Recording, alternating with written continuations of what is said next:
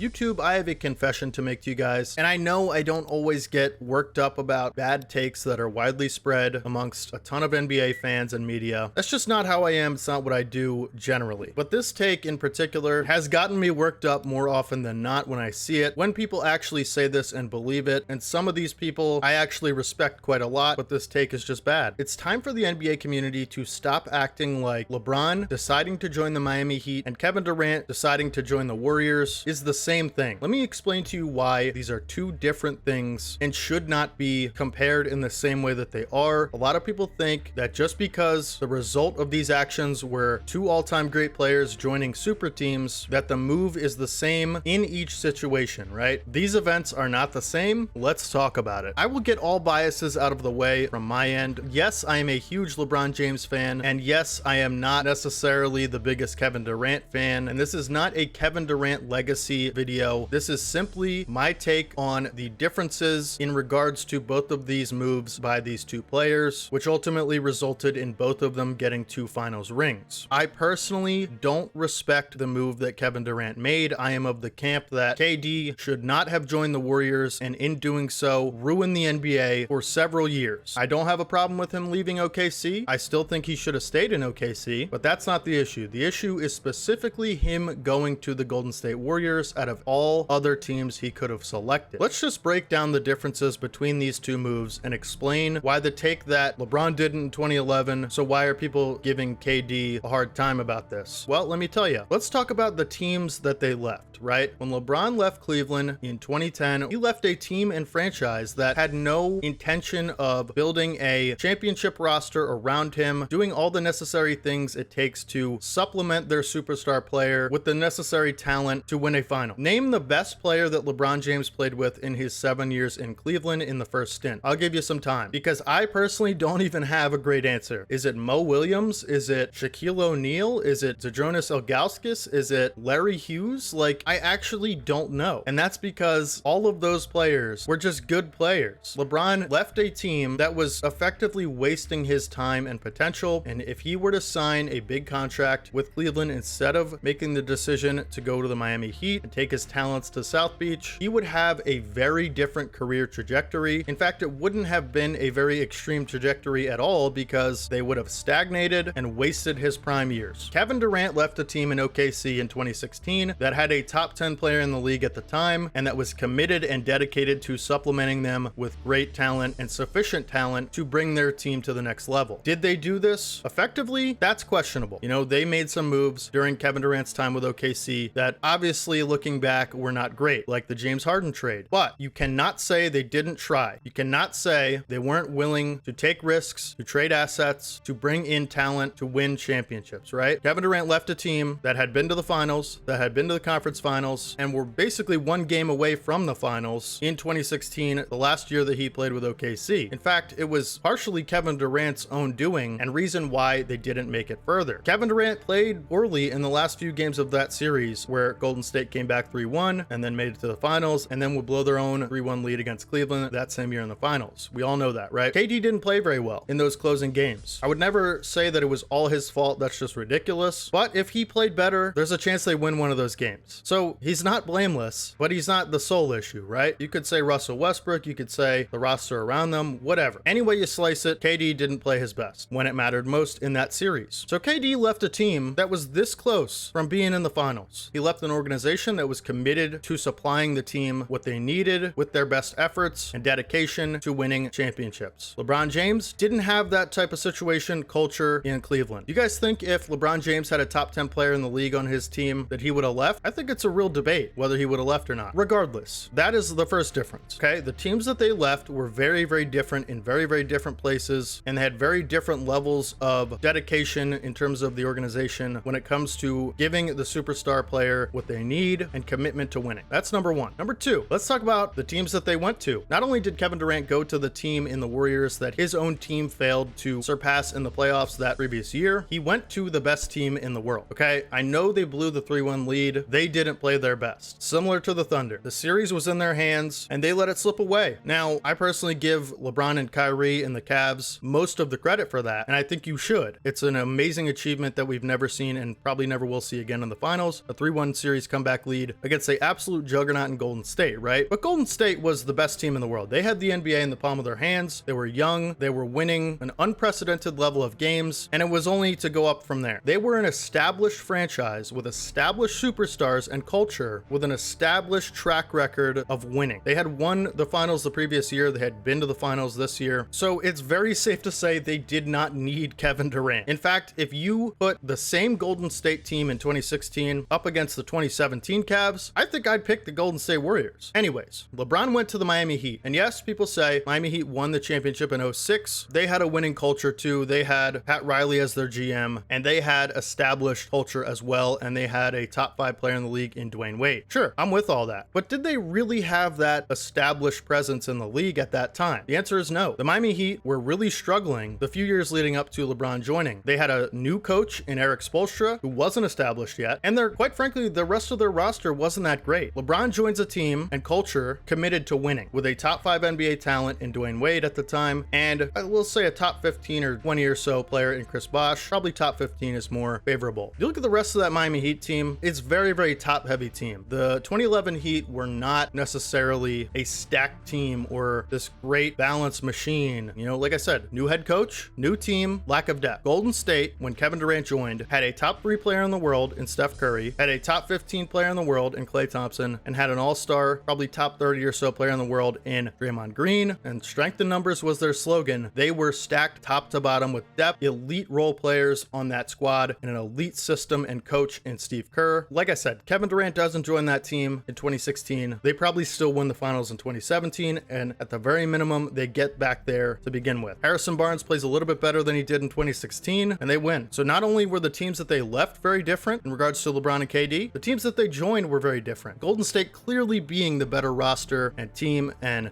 coaching at the time that Kevin Durant joined, as opposed to LeBron joining the Heat. In my opinion, LeBron spearheaded what Heat culture is now. LeBron built his own super team basically from the ground up with Dwyane Wade, and they made it what it was. I use this example a lot about this topic, but it would pretty much be the same thing if LeBron had joined the Big 3 Celtics instead of the Heat in comparison to what Kevin Durant did. Like, in other words, if LeBron had joined the Big 3 Celtics at the time, that's the same thing, in my opinion, as what Kevin Durant did with joining the Warriors. He joined the best team in the league. LeBron built a super team to combat the best team in the league. It's a very different thing, and it's a very different circumstance. Just because they both joined a super team and won championships doesn't make it the same thing. Both situations are very different. Now, you could say the Miami Heat at the time were clearly the best team in the NBA on paper the moment LeBron joined the roster. I wouldn't even necessarily disagree with that, but they weren't already the best team with an established culture and winning presence in the league, and then he joined. You see what I'm saying? There was still levels of competition throughout the league that the Heat had to go through, and LeBron himself would tell you all about that, having, basically his worst moment of his career in 2011 against the Mavericks, thinking it would be easy and just losing to a team that wanted it more with a better mentality and understanding of what it means to be a champion. Can you imagine right now if the Boston Celtics just added Luka Doncic or SGA or Jokic? That's pretty much what this is like, what Kevin Durant did and what the Warriors did. If you watch that era of basketball from the time the KD Warriors were started to 2019 when he left, in my experience, there was never, for me personally, there was never another outcome other than the Warriors winning the finals. They were going to win the finals going into each year during that time, and they did. It was a matter of health and not choking disastrously. No one was even close to as good as them throughout that time, and it's not because of just Kevin Durant's individual talent and excellent basketball. It was a collective of all of that on that team. It's like having 2 top 3 players in the world alongside a top 20 player, alongside a top 30 player with great depth and roster balance and versatility, coached by one of the greatest coaches in NBA history. That is what happened. Kevin Durant didn't create that. He didn't,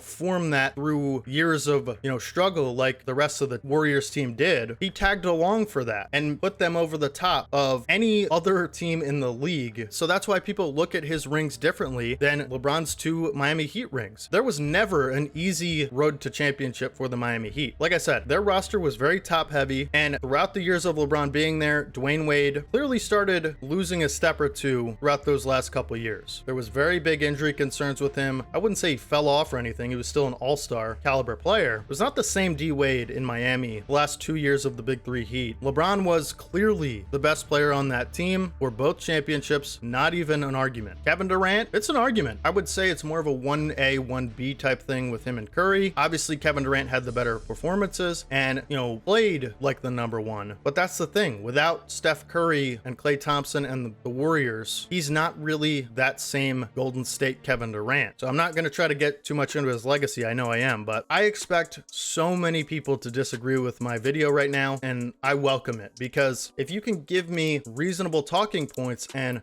arguments for this topic of why I'm wrong, please do. Like, I genuinely want that. Like, I want to have a dialogue about this kind of thing. People don't have to agree with me. People don't have to agree with all my opinions for me to respect them and think highly of them. That's not what this is about. This is about me expressing a pet peeve of mine throughout the NBA community that I see when it's clearly, I'm not sure I'm doing the best job of articulating why it's different, but it is different, and that's what I'm trying to get at here. I just kind of wanted to let it flow naturally and not scripted or anything like that. So if you guys disagree, that's fine. Like I said, just let me know why. It's just basketball at the end of the day. Only thing I ask is just don't be disrespectful about it. I know this is a very different style video, and I don't like to make a lot of these videos because it can be, come across as very negative, and I don't want to have a negative impact on the community. I want this to be a positive channel where people can come to for, respectful dialogues and healthy debates / discussions about the sport that we all love. We can all get along and disagree with each other. It's just about being respectful and how you approach these types of situations in terms of the way you put it across. Hopefully I wasn't too negative in this one. Drop a like on the video if you guys enjoyed it. Subscribe to the channel if you guys are new. Thank you guys for watching all the way to the end. I really appreciate it. And I will catch you guys in the next video. This is your boy D-Have, and as always, peace.